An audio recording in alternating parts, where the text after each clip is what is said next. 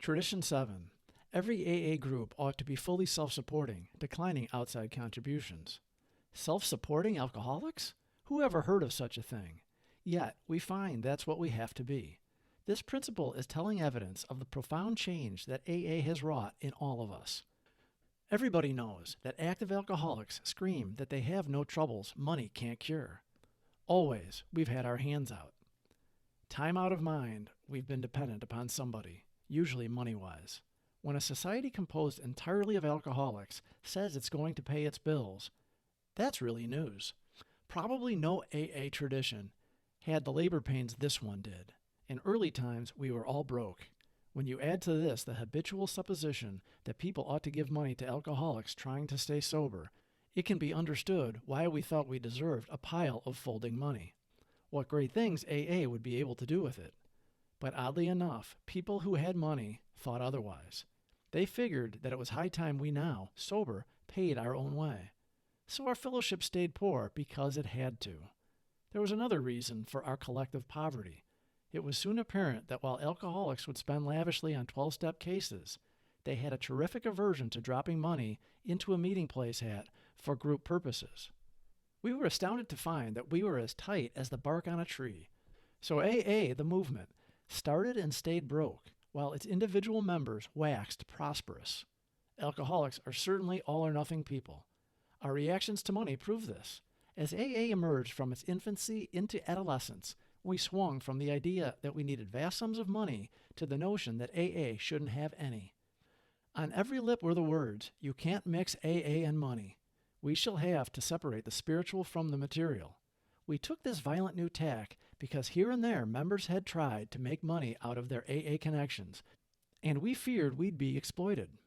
Now and then, grateful benefactors had endowed clubhouses, and as a result, there was sometimes outside interference in our affairs. We had been presented with a hospital, and almost immediately the donor's son became its principal patient and would-be manager. One AA group was given $5,000 to do with what it would. The hassle over that chunk of money played havoc for years. Frightened by these complications, some groups refused to have a cent in their treasuries. Despite these misgivings, we had to recognize the fact that AA had to function. Meeting places cost something.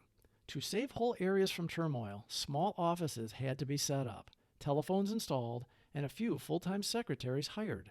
Over many protests, these things were accomplished. We saw that if they weren't, the man coming in the door couldn't get a break.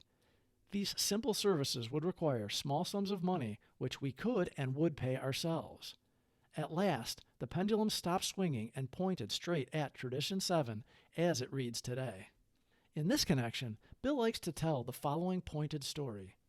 He explains that when Jack Alexander's Saturday Evening Post piece broke in 1941, thousands of frantic letters from distraught alcoholics and their families hit the foundation. In 1954, the name of Alcoholic Foundation, Inc.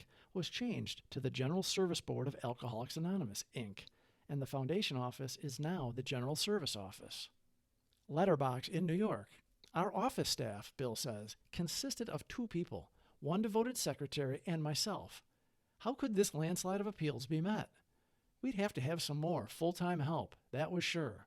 So we asked the AA groups for voluntary contributions. Would they send us $1 a member a year? Otherwise, this heartbreaking mail would have to go unanswered. To my surprise, the response of the group was slow. I got mighty sore about it. Looking at this avalanche of mail one morning in the office, I paced up and down, ranting how irresponsible and tightwad my fellow members were. Just then an old acquaintance stuck a 2-sled and aching head in the door. He was our prize Slippy. I could see he had an awful hangover. Remembering some of my own, my heart filled with pity. I motioned him to my inside cubicle and produced a $5 bill. As my total income was $30 a week at the time, this was a fairly large donation. Lois really needed the money for groceries, but that didn't stop me. The intense relief on my friend's face warmed my heart. I felt especially virtuous as I thought of the ex-drunks who wouldn't even send the foundation $1 apiece, and here I was, gladly making a $5 investment to fix a hangover. The meeting that night was at New York's old 24th Street clubhouse. During the intermission, the treasurer gave a timid talk on how broke the club was. That was in the period when you couldn't mix money in AA. But finally he said it. The landlord would put us out if we didn't pay up.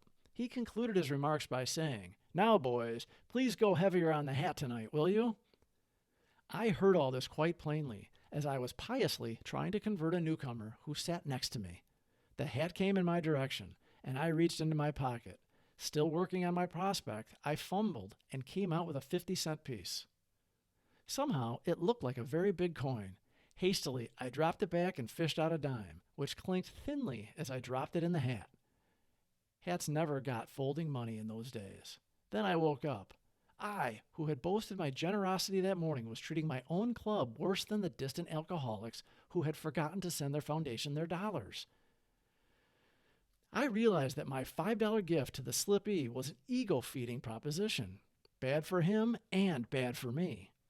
There was a place in AA where spirituality and money would mix, and that was in the hat. There is another story about money. One night in 1948, the trustees of the foundation were having their quarterly meeting. The agenda discussion included a very important question. A certain lady had died. When her will was read, it was discovered that she had left Alcoholics Anonymous in trust with the Alcoholic Foundation a sum of $10,000. The question was, should AA take the gift? What a debate we had on that one. The foundation was really hard up just then. The groups weren't sending in enough for the support of the office. We had been tossing in all the book income, and even that hadn't been enough. The reserve was melting like snow in springtime. We needed that $10,000. Maybe, some said, the groups will never fully support the office. We can't let it shut down. It's far too vital. Yes, let's take the money. Let's take all such donations in the future. We're going to need them. Then came the opposition. They pointed out that the foundation board already knew of a total of $500,000 set aside for AA in the wills of people still alive. Heaven only knew how much there was we hadn't even heard about. If outside donations weren't declined, absolutely cut off, then the foundation would one day become rich. Moreover, at the slightest intimation to the general public from our trustees that we needed money, we could become immensely rich. Compared to this prospect, the $10,000 under consideration wasn't much, but like the alcoholic's first drink, it would, if taken, inevitably set up a disastrous chain reaction. Where would that land us? Whoever pays the piper is apt to call the tune, and if the AA Foundation obtained money from outside sources, its trustees might be tempted to run things without reference to the wishes of AA as a whole. Relieved of responsibility, every alcoholic would shrug and say, "Oh, the foundation is wealthy. Why should I bother?" The pressure of that fat treasury would surely tempt the board to invent all kinds of schemes to do good with such funds, and so divert AA from its primary purpose. The moment that happened, our fellowship's confidence would be shaken. The board would be isolated and would fall under heavy attack of criticism from both AA and the public. These were the possibilities, pro and con. Then our trustees wrote a bright page of AA history. They declared for the principle that AA must always stay poor. Bare running expenses plus a prudent reserve would henceforth be the foundation's financial policy. Difficult as it was, they officially declined that $10,000 and adopted a formal, airtight resolution that all such future gifts would be similarly declined. At that moment, we believed the principle of corporate poverty was firmly and finally embedded in AA tradition. When these facts were printed, there was a profound reaction. The people familiar with endless drives for charitable funds, AA presented a strange and refreshing spectacle. Approving editorials here and abroad generated a wave of confidence in the integrity of Alcoholics Anonymous. They pointed out that the irresponsible had become responsible, and that by making financial independence part of its tradition, Alcoholics Anonymous had revived an ideal that its era had almost forgotten. Please subscribe for more videos. Thank you for watching.